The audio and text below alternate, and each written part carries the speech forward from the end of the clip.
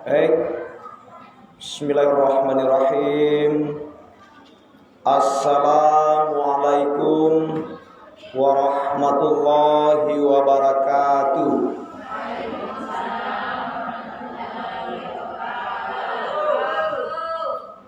Aku jual ini dalam. Assalamualaikum warahmatullahi wabarakatuh. Waalaikumsalam warahmatullahi wabarakatuh. Alhamdulillahi rabbil ka'bah alladzi ya'ti ilaihan nasu min kullin fajjin amyakin litaubah. Salatu wassalamu ala nabiyya mawwalah la hawla wala quwwata illa billah. Asyhadu an la ilaha illallah wahdahu la syarikalah wa asyhadu anna Muhammadan abduhu wa rasuluh.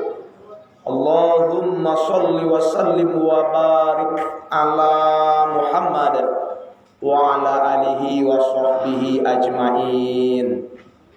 Rabbi shrah li sadri wa yassir li amri wahlul 'uqdatam min lisani yafqahu qauli.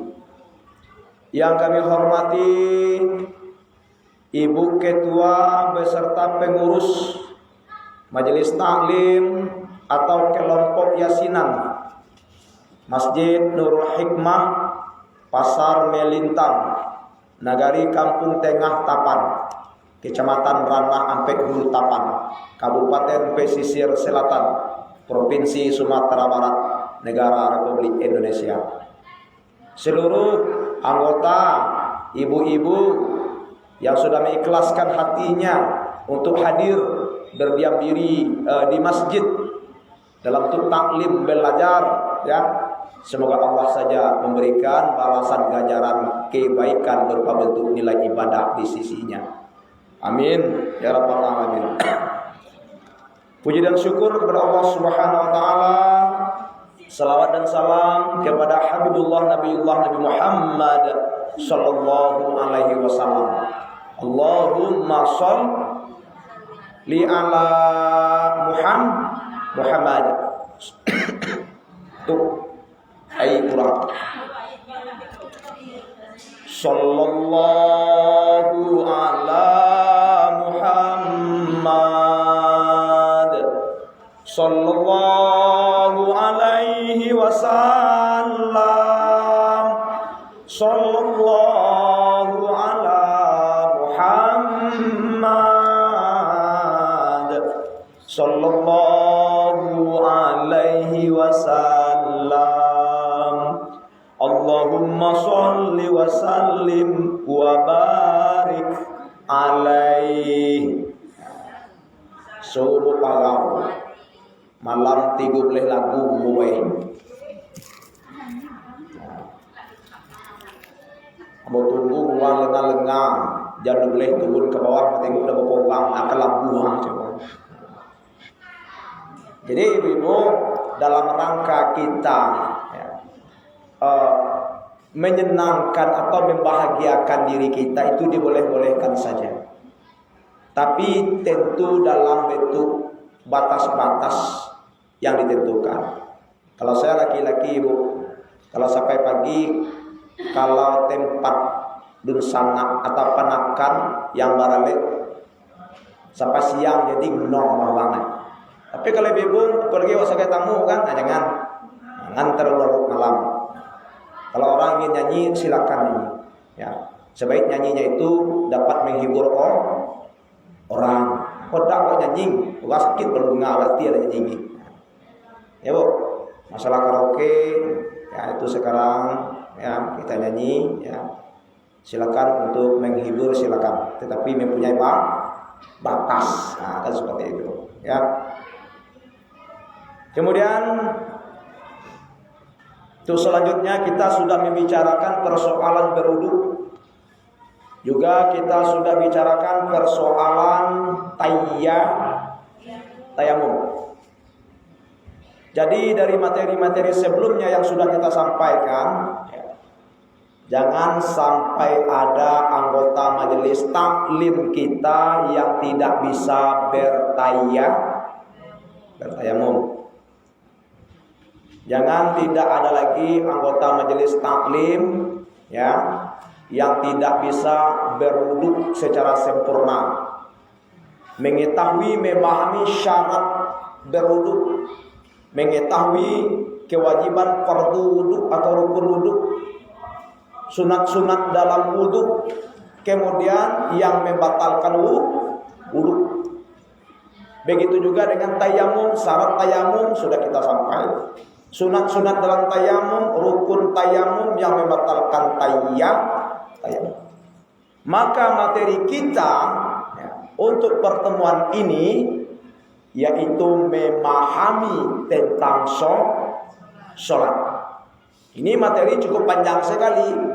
Jadi secara teori kita sampaikan saja dahulu. Nanti kita praktekkan bagaimana bacaan sholat yang benar.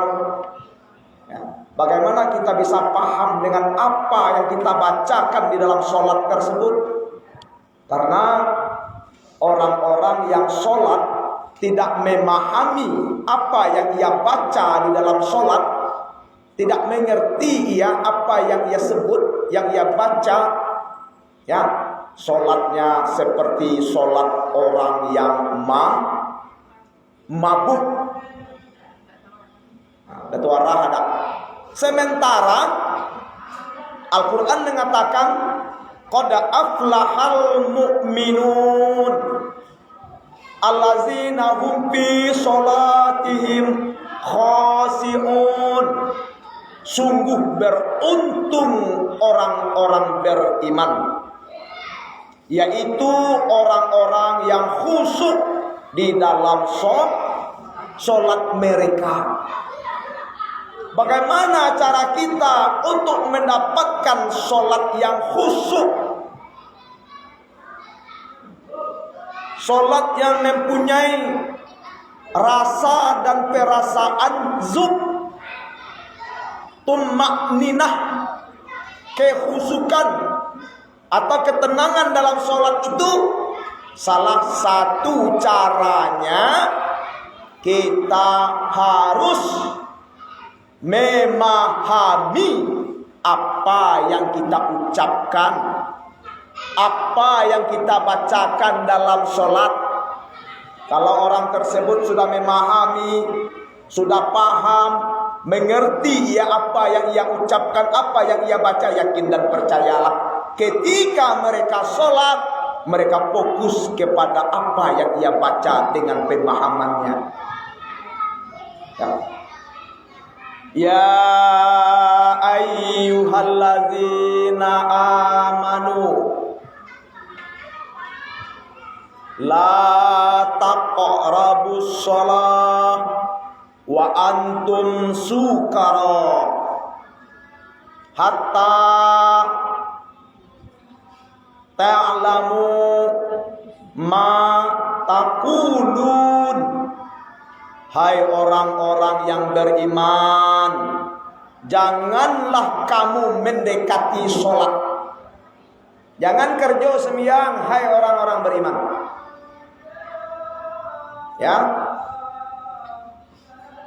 Jangan kerja sholat, jangan dekati sholat, karena kamu dalam keadaan mabuk kepayang,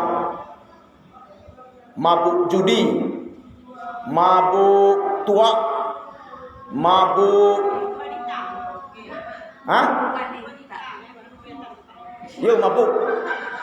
mabuk lagi, judi lagi, kan mabuk tenaga kiun dia pengena, ada sadar lagi. Jadi orang-orang yang berada dalam keadaan mabuk tidak boleh melakukan sholat, dilarang mendekati sholat, sehingga kamu mengerti dan paham apa yang kamu bacakan. Sekalipun orang tersebut tidak mabuk, dia sadar Dak mabuk dak. Bukan karena mabuk minuman atau narkoba, bukan karena itu. Dia sadar, dia melakukan sholat, tetapi ia tidak paham apa yang dibaca itu. Dia tidak ngerti apa yang dibaca. Asamu sembiang orang mabuk.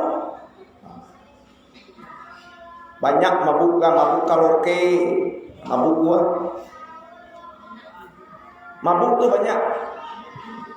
Bahasa mabuk itu sukara. Nah, mabuk cinta, mabuk janda, mabuk duda, ya.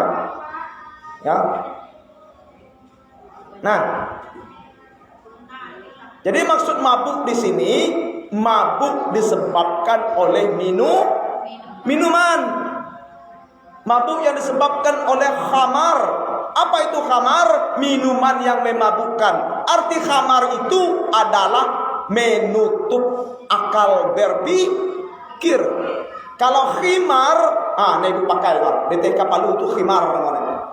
Khimar itu penutup kepala. Kalau khamar itu penutup akal otak berpikir.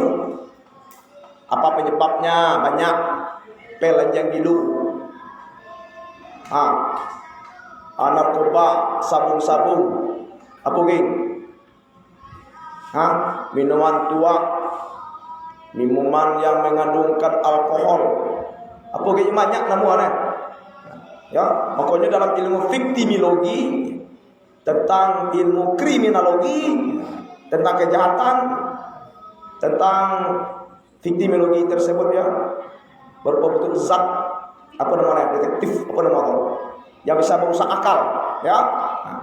Kalau disebab itu kita mabuk, tidak boleh kerja sembiang.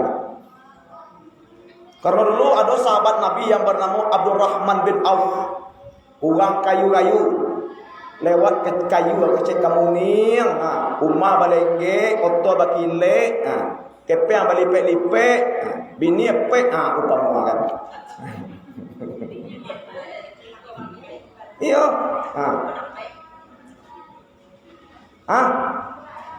Aduhnya pesta.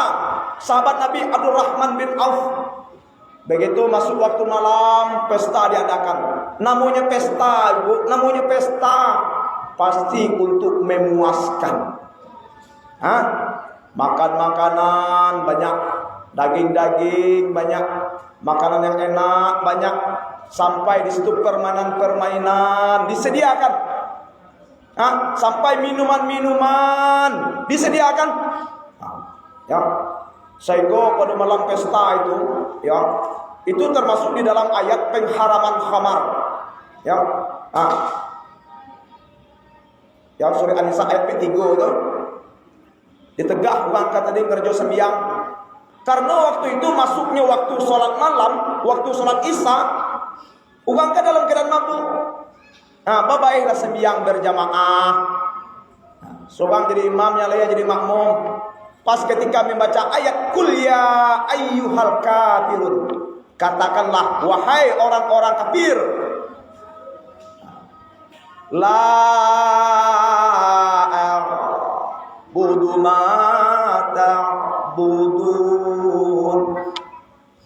Saya tidak akan menyembah apa yang kamu sembah. Karena mereka dalam keadaan mabuk, imam akhirnya mabuk. Imam sembiang tuh. Seharusnya dibaca la a'budu, dibaca pengaruh mabuk tadi dibaca a'budu ma ta'budun. Berubah makna.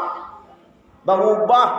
Apa artinya? Katakanlah hai orang-orang kafir, aku menyembah apa yang kamu sembah. Turun ayat itu negara. Ya ayyuhallazina amanu la taqrabus shalah wa antum syukara hatta ta'lamu ma taqulun. Hai orang-orang yang beriman, janganlah kamu mendekati sholat, jangan kerja sembahyang, kamu ke dalam keadaan mabuk, sehingga kamu ngerti kamu ke apa yang diucap tuh. Awak kini banyak sembahyang bu, tak ngerti yang diucap, tak jadi kerja aja. Akan ni yang peluang masalah awak kini itu.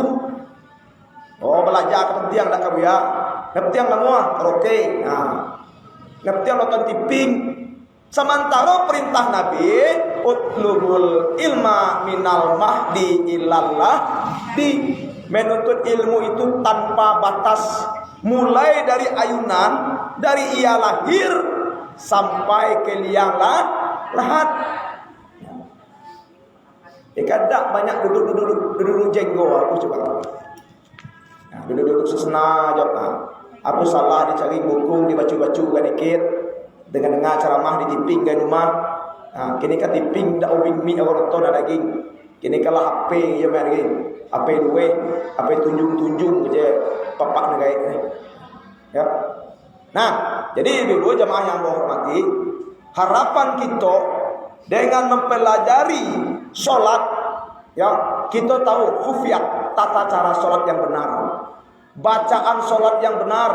Kemudian bisa kita memahami, ya, arti dari bacaan yang kita ucapkan di dalam sholat. Karena dalam tu banyak doa, bingung. Bayangkan kalau seseorang berdoa, tak paham nyoda apa yang diminta, tak ngerti nyoda isi doa, kira-kira macam mana doanya. Sama orang bisul berdoa, tamu lagi kecil akan. Tutungin, wa macua Rabbighfirli warhamni wajburni warfa'ni warzuqni wahdini wa'afini wa'fu anni. Macua pandai, apa maksud ada jeleh? Ke mana pahiyah?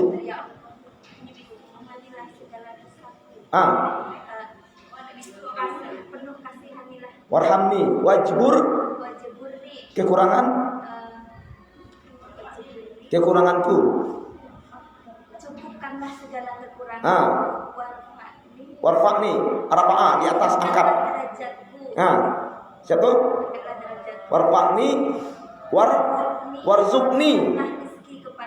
Tambahlah rezekiku. Wahdini. Hadana, hudan. Tunjukilah aku. Wa'afini. Afini itu afiat, artinya sehat. Afini. Wa'afini. Wa'fu'an afwan.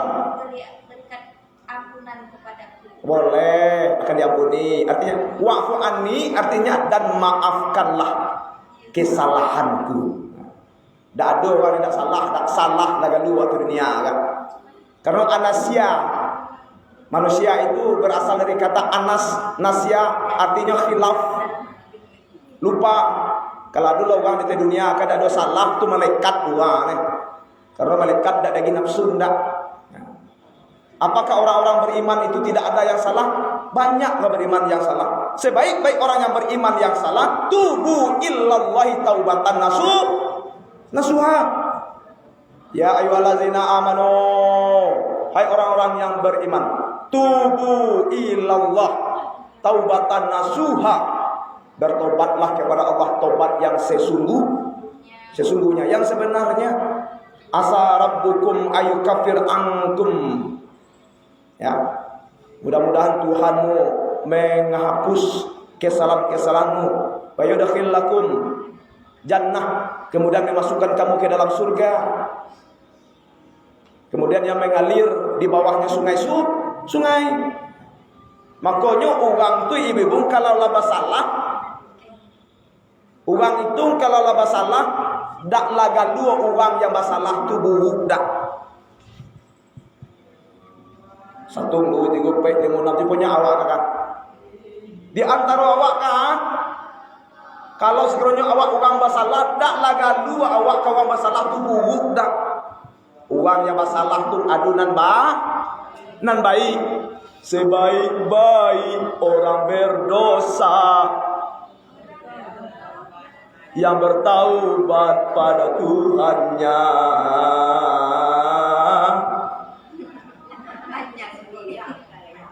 Jadi kalau orang itu berdosa tidak mau bertaubat kepada Tuhannya, itu orang yang berdosa, orang yang bersalah, yang buruk. Tetapi kalau orang itu berdosa, bersalah, dia yang baik, begitu dia melakukan kejahatan, sadarnya meminta ampun ke Tuhan atas kesalahan, nah, itu yang baik ya. Tapi sayang, kalau dalam masyarakat ada orang membuat salah lah, sayang. Apa sayang? Jadi dikucilkan.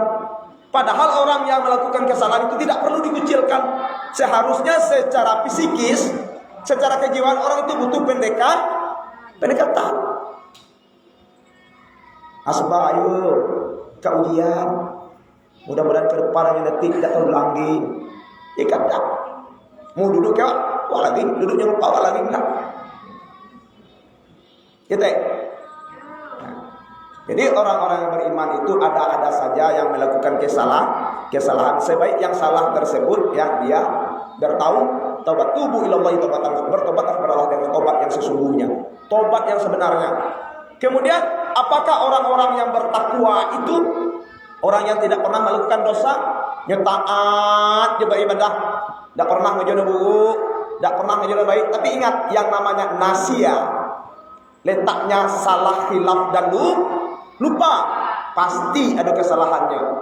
Ya, orang-orang yang bertakwa itu apabila ia melakukan kesalahan, dia cepat ingat kembali kepada Tuhannya. Ibu-ibu yang cubu nak ngalah malaikat, lo ngalah ada. Nah, malaikat tu tak berdosa, wajar. Nyo dikasihkan akal. Awak manusia nafsu, dia gi akal, dia gi habatai lah. Nah, kembali kepada persoalan solat. Nah, solat menurut bahasa artinya adalah doa. Awak sembahyang tu dalam sembahyang awak berdoa. Surat Al-Fatihah itu doa. Doa iftitah. Itu doa. Ketika kita duduk antara dua sujud, doa. Bahkan ketika kita tahiyat itu doa. Bahkan doa kepada Nabi. Bahkan setelah sholat pun kita berdoa. Assalamualaikum warahmatullahi. Assalamualaikum warahmatullahi. Keselamatan dan kesejahteraan dan rahmat Allah selalu bersamamu. Udah sembiang itu buat doa ke sebelah awak nih. Assalamualaikum warahmatullahi wabarakatuh. Keselamatan, kesejahteraan, keberkahan dan rahmat kasih sayang Allah selalu bersamamu. Laudah sembiang nampak, bagaduhi, kan gitu. Jadi tidak ada artinya sembiang dakwah. Nah, doa. Apa itu doa? Doa itu permohonan kita kepada Allah Subhanahu wa taala. Salat secara istilah itu diartikan ya dengan amal ibadah yang diawali dengan takbir, disudahi dengan salam. Fungsi daripada solat ini beraneka ragam. Pertama, solat ini berfungsi sebagai bentuk zikir kepada Allah, untuk mengingat Allah, untuk berkomunikasi, untuk mengecek dengan Tuhan, tepek mengadu. Innani anallah, la ilaha illa ana, fa'budni wa aqimis sholata li zikri. Ya. Sesungguhnya aku adalah Allah. Kecek Allah kepada Nabi Musa. Itu di Bukit Tursina. Innani anallah. Sesungguhnya aku adalah Allah. Tidak ada Tuhan selain daripada aku. Fa'budni, maka sembahlah aku. Wa aqimis sholata li zikri. Dirikanlah solat untuk mengingatku. Jadi zikir yang paling utama itu, yang paling tinggi titel derajatnya adalah ketika seseorang mengerjakan sholat. Gitu ya. Kalau cara mah ya kan ping tibu rumah menjadi stadion kan udah sembiang ke dunia balu. Ya. Alhamdulillah sembiang ya. Karena ini bung sembiang kok Awalu ma yuhasabu indal abdu yaumal qiyamah. Yang awal, yang pertama dihisap amal dari seorang anak cucu Adam di hari kiamat nanti adalah sholat. Fa iza saluhat saluhasairu a'mali fa in fasadat fasad sairu a'mali. Apabila baik sholatnya, maka baik sekalian amal. Apabila jelek, rusak sholatnya, maka buruklah sekalian amal. Sementara sholat awak jo rusak, sholat kita jo jelek, lah jelek sekalian amal. Konon lagi tidak sholat.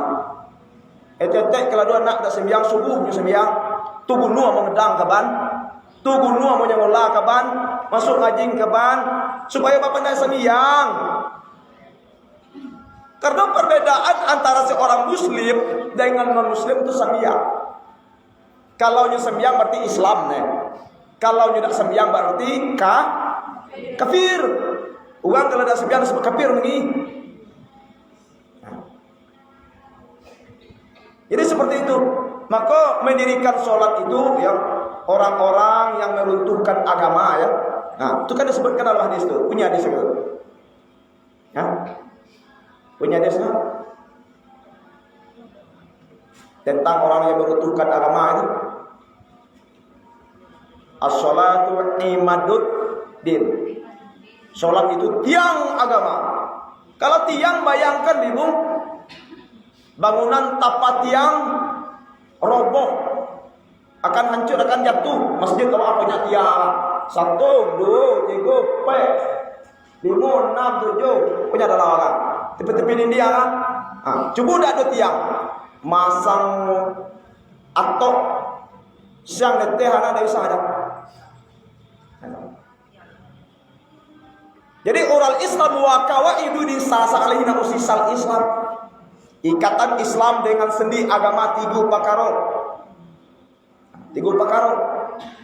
Di atasnya berdiri Islam. Wa man taraka minhunna fa huwa biha kafir. Barang siapa meninggalkan salah satu dari 3 perkara itu, sungguh ia telah kafir, telah ingkar. Wa halul dami, dan halal darahnya. Mana perkara yang 3 itu yang mengikatkan Islam dengan sendi agama? Syahadatu an la ilaha illallah, as-salatul maktubah, saum Ramadan. Pertama mengucapkan 2 kalimat syahadat, yang kedua mengerjakan sholat 5 waktu sehari semalam. Nah, 3 perkara itu, Bu. Nanti 3 perkara itu kalau kita sebagai seorang muslim itu, Bu, jangan sampai tinggal. Bersahadat kita, sambiang 5 waktu sehari semalam, puasa Ramadan jangan sampai tinggal. Kalau memang tidak ada halangannya. Jadi kembali kepada persoalan sholat. Jadi kemunduran kita umat Islam itu, sholat itu. Kadang-kadang ada orang melakukan kejahatan, besoknya sembiang lalu jahit, tidak sembiang lagi. Jangan. Iringilah kejahatanmu dengan kebaikan. Mudah-mudahan kebaikanmu bisa mengalahkan kejahatan. Sembiang ka bengek dak kabuk. Ingan. Nah. Bengek ging pai ke ladang gunung Nabi hari gue. Masuk babalok dulu. Itu dia. Berat itu disebabkan tidak adanya keinginan.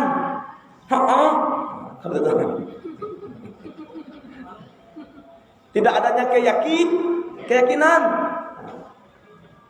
Coba ada keyakinan, ada keinginan, ada rasa untuk memiliki. Berbeda judulnya. Apa judulnya?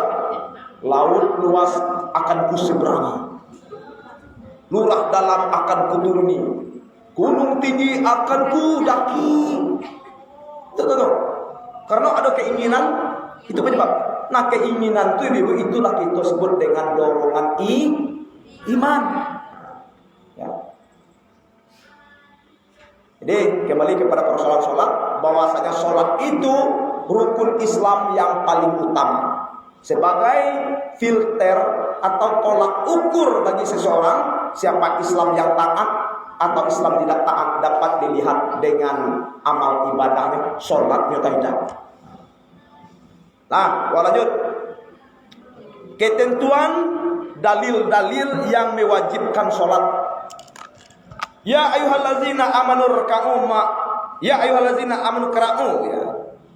Amanu rka'u wasjudu wa'budu rabbukum waf'alu wa'alul khaira la'allakum tuflihun. Surah Al-Hajj ayat 77. Hai orang-orang yang beriman, rukuklah kamu disuruh hai Tuhan. Kalau Tuhan nyuruh Tuhan ikuti kerja. Uang kerja katu je uang kerja mas sekolah, kecek kepala sekolah. Tolong sapung Tuhan, coba dak disapung. Murid tu Tuhan nyuruh dak ngerja, berarti durhaka, ingkar. Itu yang disebut dengan kafir, yang tidak melaksanakan, yang tidak mengindahkan. Hai orang-orang yang beriman, rukuklah kamu, sujudlah kamu, dan sembahlah olehmu akan Tuhanmu, serta berbuatlah kebaikan agar kamu memperoleh kemenangan. Rupanya dalam ayat ini orang-orang yang sholat, orang-orang yang melakukan kebaikan akan memperoleh kemenangan. Selanjutnya wa aqimus sholata wa atuz zakata warka'u ma'ar raki'in. Surat Al-Baqarah ayat 43. Dan dirikanlah sholat, keluarkanlah zakat, dan tunduklah, rukuklah bersama orang yang ruku. Uang ruku, uang patuh gitu kan. Jadi di sini tersimpan juga makna melakukan sholat itu berjamaah, sama-sama ruku, sama-sama sujud. Kemudian yang selanjutnya wa aqimis sholata inna sholata tanha 'anil fahsya'i wal munkar. Dirikanlah sholat, karena sesungguhnya sholat itu mencegah dari perbuatan keji dan munkar. Mana dia? Ada sholat sebelum sholat. Artinya bersih diri, suci diri. Berusaha kita dalam kehidupan bagaimana kita tidak melakukan namanya dosa. Apakah dosa besar? Apakah namanya dosa kecil? Apakah namanya yang subhat? Ya.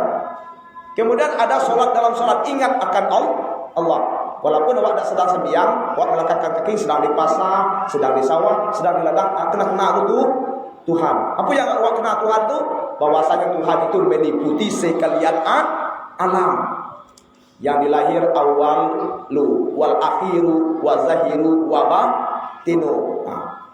Tak terlepas dari liputannya mengetahui. Ya.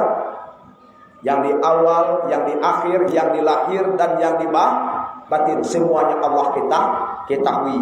Kemudian sholat setelah sholat itu memberikan keselamatan, kesejahteraan, kemuliaan kepada orang-orang yang ada di sekitar awak.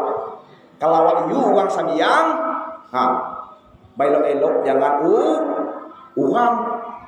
Kalau sambiang uang tunggit begaduh panja aja, bercakap panja aja, maka gawat sambiang kan. Ini begaduh kan, berdendam, memperburuk uang, memperjelek-jelek uang, memfitnah uang, menghujang uang, ini sembiang uang. Itu dah masuk dah gini, dah nilai sembiang dah gini. Orang yang sholat itu selalu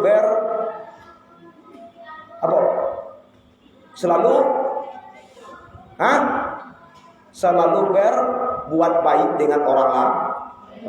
Wa ahsin kama ahsanallahu ilaika. Berbuat baiklah kamu kepada orang lain sebagaimana Allah telah berbuat baik kepadamu. Nah, kemudian di sini Surat Al-Kabut ayat 45.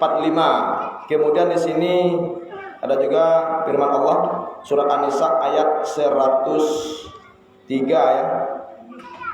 Nah, fa idza ma'un nantum fa aqimis shalah. Inna sholata kanas alal mukminina kitaban mauquta. Nah, apabila kamu telah tentram, ya ibu, apabila telah tentram, lah aman, dirikanlah sholat, karena sholat itu hukumnya fardu. Fa'aqimi sholata kanat alal mukminina kitaban mauquta. Ya, maka dirikanlah sholat karena sholat itu merupakan kewajiban dan sudah ditentukan waktu-waktunya. Waktu sembiang lugu mulai matori condong bayang-bayang sampai ya bayang-bayang panjang dari badan sampai masuknya waktu asar. Oh, kok ibu-ibu kelak ada sesuatu hal, ibu-ibu sembiang lugu umpama jam 2 atau setengah 3 sah-sah saja, masih ada waktu sholat. Tetapi ingat, hal yang seperti itu bukanlah waktu yang afdal. Waktu yang afdal adalah di awal waktu. Ya, di awal waktu. Apa bunyinya? Ya, di awal waktu tersebut, ya, sebaik-baik amal. Ya, sebaik-baik amal adalah sholat di awal waktu. Afdalu a'mali sholat, itu dia. Afdalu a'mali sholat. Afdalu a'mali sholati as-sholati al-awwali waktiha. Seutama-utama pekerjaan, seutama-utama amal adalah sholat di awal waktu. Kalau orang sholat di awal waktu berarti waktu yang afdal lebih. Kalau orang sholat di pertengahan atau di akhir waktu tidak dapat waktu afdal. Akan tetapi baik di awal maupun di akhir dia tetap sah sholatnya karena masih di dalam waktu sholat. Gitu ya. Kata yang kalau lewat jam 2 enggak ada sembiang, ada waktu hari. Waktu siang lohor itu panjang. Apalagi waktu sholat isya. Itu kalau bisa nanti kita pelajari, ada di sini. Bate-bate waktu sholat. Karena di zaman Nabi dulu udah pakai jam kadang. Ada jam tak. Pada Nabi dulu matahari. Ya. Antara fajar dengan malam tuh mulai tegang subuh. Itu ada tanda-tanda ini. Nah, jadi ibu-ibu jemaah yang menghormati, ya. Kemudian ikut dalil-dalil tentang mewajibkan sholat kat aflahal mukminun allazim fi sholatihim khasyi'un. Kemudian di sini dikatakan al-islamu mana teropong dia. Gak gedang apa gitu. Kelak kecil muda pandai ngajing matu gelaga kabu. Al-islamu an tashhada an la ilaha illallah wa anna muhammadar rasulullah wa tuqi musallata wa tu'tiya zakah wa tasuma ramadan wa tuhijjal bait in istata'ta ilaihi sabila. Riwayat Muslim dari Umar bin Khattab. Islam ialah bersaksi tiada Tuhan melainkan Allah dan Muhammad pesuruh Allah, mengerjakan sholat 5 waktu sehari semalam, memberikan zakat, melakukan puasa pada bulan Ramadan, dan menjalankan ibadah haji. Ada pertanyaan?